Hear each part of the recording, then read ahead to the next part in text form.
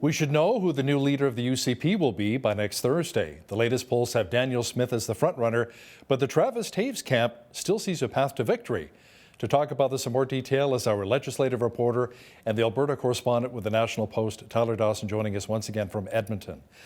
Tyler, are many party members saying it really is Danielle Smith's to lose? That certainly seems to be the case. I've had some sort of conversations over the past week or two here with some sort of senior members in the party and members of the government and stuff like that. And, what they basically say is that they're seeing, sort of just walls of Danielle Smith supporters, that they're really, really expecting her to win.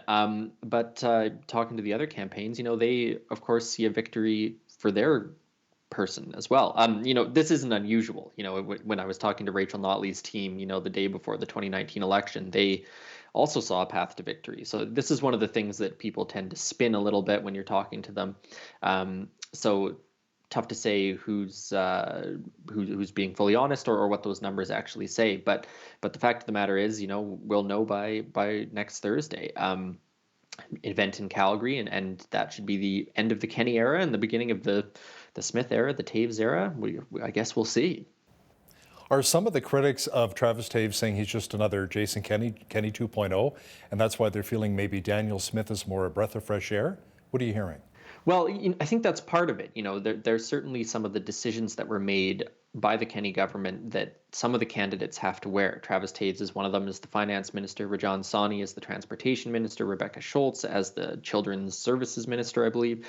So that is a factor at play here, I think. The biggest thing that I'm hearing is that the grievances that ousted Jason Kenney were primarily COVID related and Ottawa related.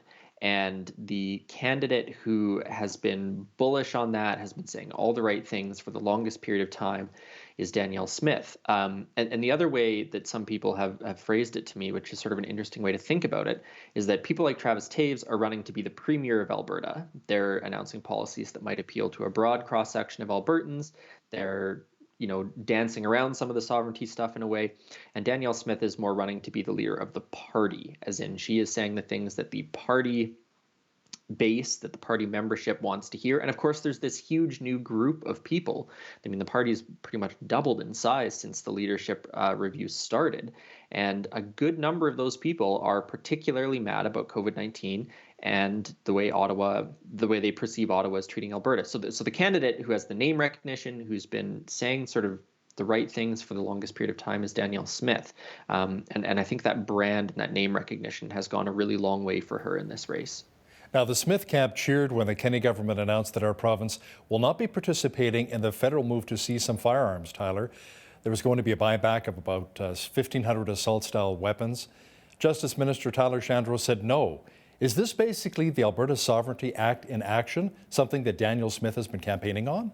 Well, that's certainly what the Smith campaign has been saying. They were sort of doing a victory lap this week, saying that, oh, look, our idea for this is actually viable. Of course, the Alberta Sovereignty Act got a lot of condemnation from sort of the Kenney camp. He called it nutty, I think, on his radio program a few weeks ago, saying that, there's simply no way to opt out of federal rules and regulations and whatnot. So what's happening here is this bans sort of classifications of assault-style firearms. This was announced, maybe a year ago now, a while ago now at any rate. It's going to be a buyback program. And the federal government apparently wrote to Tyler Shandro, the justice minister, asking for Alberta police resources to help with this program. And he said no. So, if you're a Smith supporter, if you're an Alberta Sovereignty Act supporter, you can certainly look at this and say, well, this is exactly what we were talking about. We're talking about not participating in something the federal government is doing that we don't like. Whether that gambit pays off for Tyler Shandro and the UCP, that remains to be seen, but certainly something that the Smith campaign is pretty happy about this week. Tyler, people may begin to notice that fuel prices going back up because the provincial fuel tax is coming back. Oil has been below $79.99 US per barrel. Now, it's not, however, going to come back, the full 13 cents? Can you explain? Yeah, so when this was first announced back in the spring, the idea is that there would be a sort of a graded system of tax cuts. So when when barrels of oil were above, I think it was $90, it was the full 13 cents was dropped. And then if it drops below $90, it goes down, or the government begins to collect another bit of the tax. And if it goes below 80, et cetera, et cetera. So it's sort of a graded system is how they did it. And because barrels of oil are dropping down, that corresponds to a decrease in the royalty revenues that the Alberta government is going to be raking in.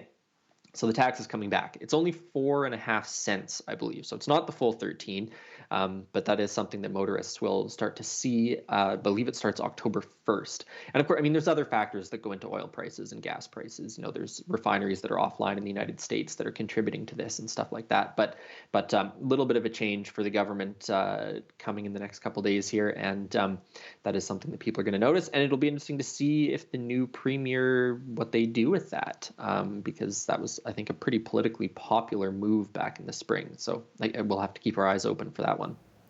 Premier Jason Kenney and NDP leader Rachel Notley gave competing speeches at the Alberta Municipalities Conference. It appears as though our premier was in a pretty good mood. He was cracking jokes.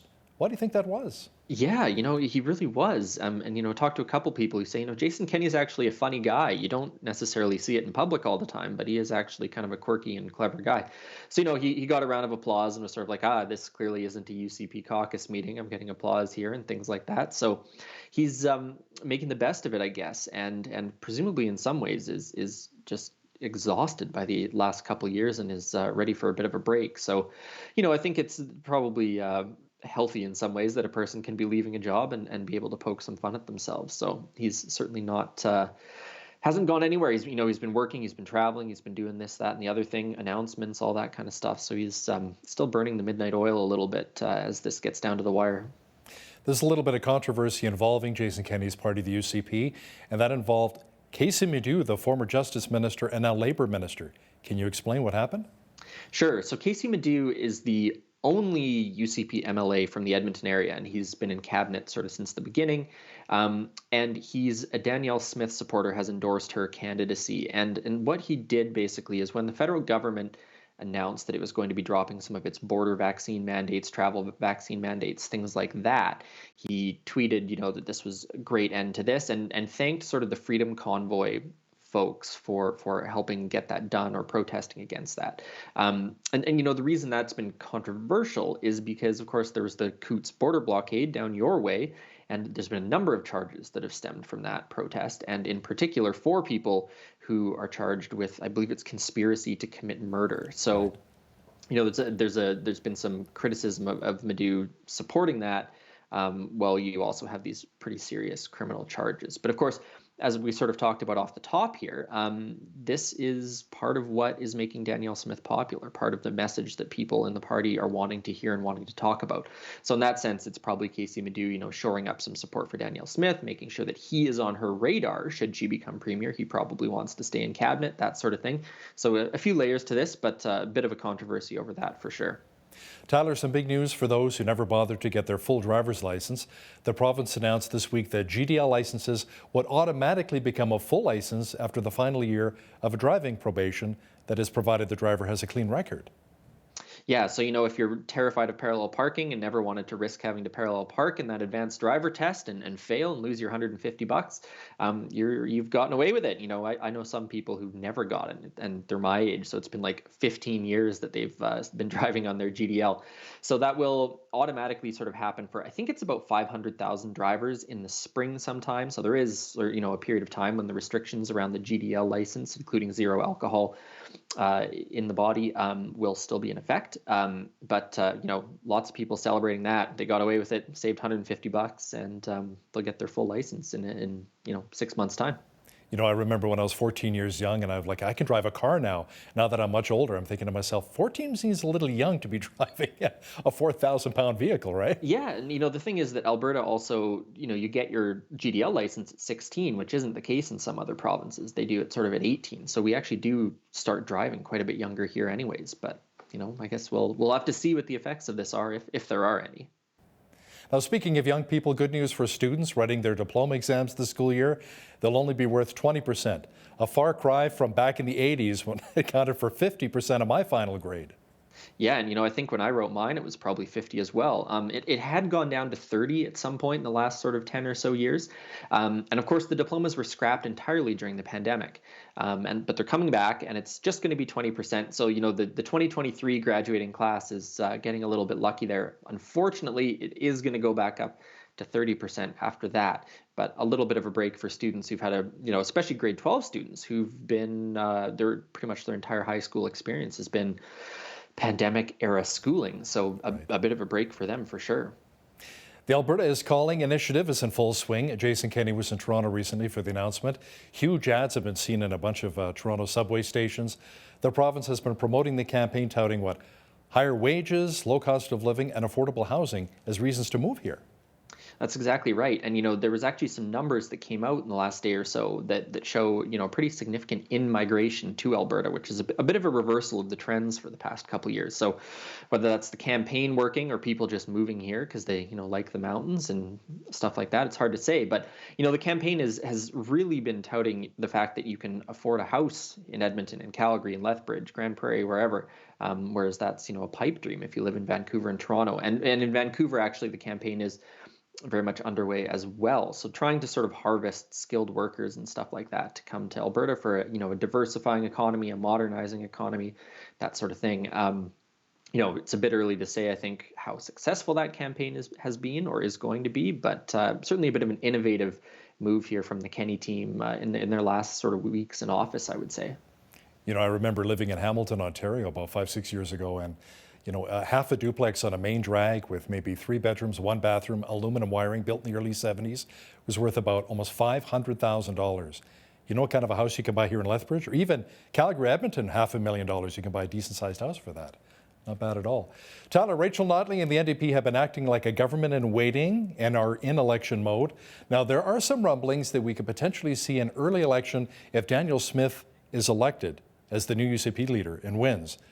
But at this point, what, they're just rumors? They're just rumors. The NDP is sort of always on war footing in some ways, I think, always kind of preparing in attack mode and announcing new policies, that sort of thing. But, it is a little bit of chatter out there that Danielle Smith, if she becomes premier, could come in and think, I need to shore up caucus support. I need to get, a full mandate from Albertans for some of the things I'm proposing, and calls an election. I don't think it's super likely personally. I think it makes strategic sense to wait. But the NDP is out there. When Rachel Notley, well, she's been out and about. She's been all over, meeting with people all over the province, and they've had campaign style announcements, policy announcements around labor in particular was the big one in recent days. And so their opposition research is in full swing. Danielle Smith, for example, has radio shows, newspaper columns dating back sort of 20 years that they're looking through and things like that. So they're prepared, I would say. And the interesting thing about this is talking with some people in the United Conservatives, privately. They're very worried about a Rachel Notley versus Danielle Smith matchup. They're very, very worried that some of the things that Danielle Smith has proposed, the Alberta Sovereignty Act, for example, will be too extreme for many voters because, and not to belabor the point, but, rural Alberta and small town Alberta is going to largely go to the United Conservatives. Edmonton is probably largely going to go to the United Conservative, or to the NDP, I should say, which leaves sort of battleground Calgary, suburban and urban ridings in Calgary that are going to be up for grabs. And there's not really that many seats once you run the math on it, maybe 8 to 15 seats that are going to be the really crucial ones. And so if the NDP can really, really make some inroads there, or if those voters are turned off by a more right-wing United Conservative Party, then we've got a really, really interesting dynamic election scenario. And that's, I think, the case whether that happens in 6 weeks' time, 6 months' time, or whatever. And you have a bunch of swing ridings. Even here in Lethbridge, we have one UCP MLA, one NDP MLA, Shannon Phillips and Nathan Newdorf. You had a chance to chat with Nathan Newdorf. We have him on our show quite a bit as well. And he told us why he's supporting Danielle Smith. What did he tell you as well when you chatted with him? Yeah, basically just said that, he thought that she was saying the right things and had met with the right people and was sort of bringing a perspective and a new voice to politics that he felt people wanted to hear. When talking to people within the United Conservative Party, they are still very frustrated over the caucus management, over the perception that Jason Kenney was a very top-down leader.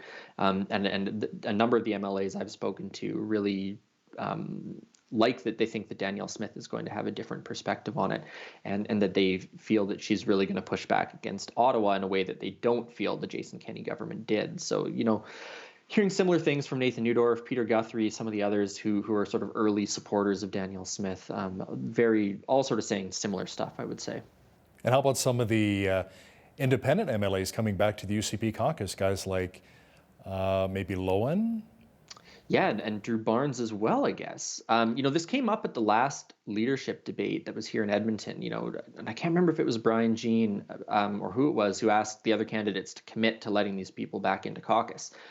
So I think that's a definite possibility, for Lowen and Barnes. It's maybe a question to some extent if they want to come back or if they like to have their sort of maverick status outside the party a little bit. But I given that Todd Lowen, for example, is running for the leadership, I think it's relatively likely that he comes back if Danielle Smith wins.